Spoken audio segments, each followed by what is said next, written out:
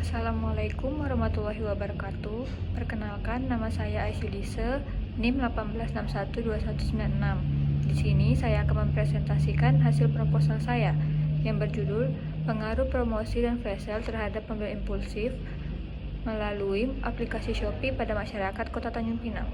Materi yang akan saya jelaskan ada 3. Yang pertama, pendahuluan. Yang kedua, tinjauan pustaka. Dan yang ketiga, metodologi penelitian.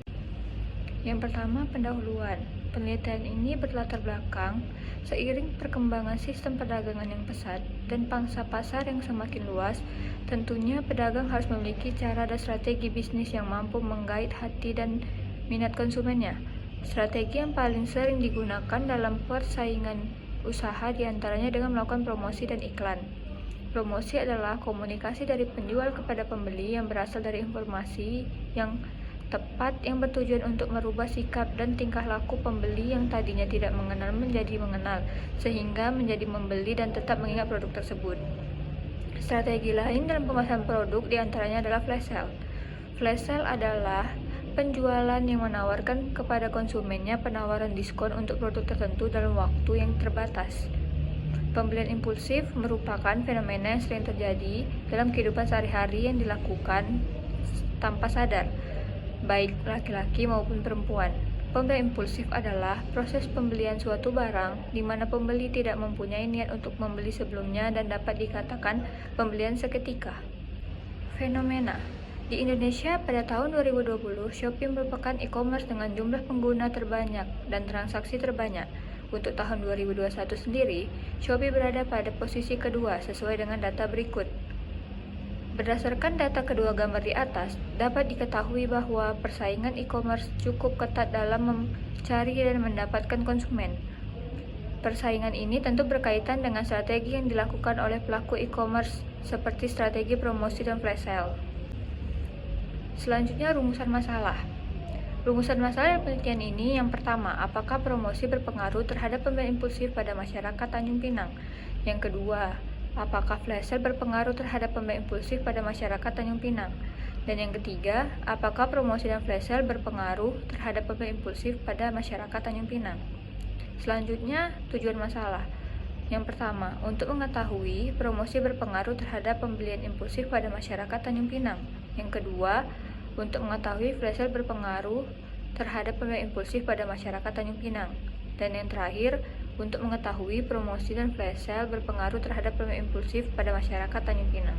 Yang kedua, tinjauan pustaka. Dalam penelitian ini mempunyai 2 variabel X dan 1 variabel Y. Variabel X1 adalah promosi, yaitu suatu komunikasi dari penjual kepada pembeli yang berasal dari informasi yang bertujuan untuk merubah sikap dan tingkah laku pembeli yang tadinya tidak mengenal menjadi mengenal, sehingga menjadi pembeli dan tetap mengingat produk tersebut.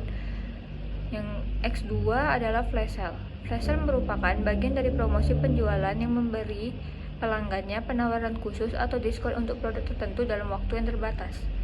Yang ketiga, pembelian impulsif sebagai variabel Y.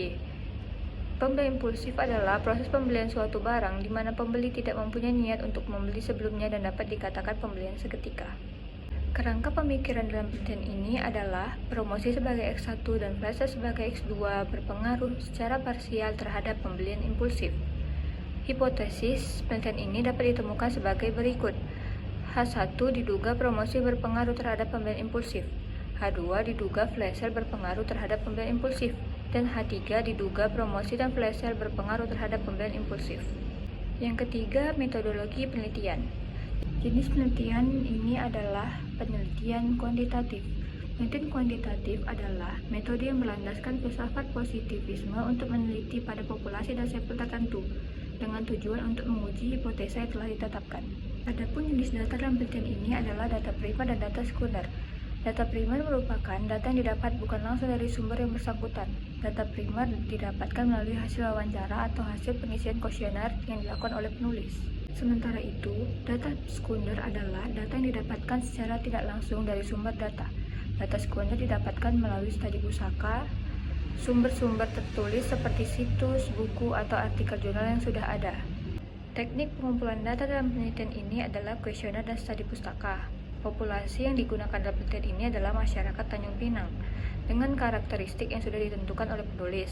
Karakteristik tersebut adalah responden yang menggunakan aplikasi Shopee yang memiliki usia minimal 20 tahun, yang sudah bekerja, dan masyarakat Tanjung Pinang.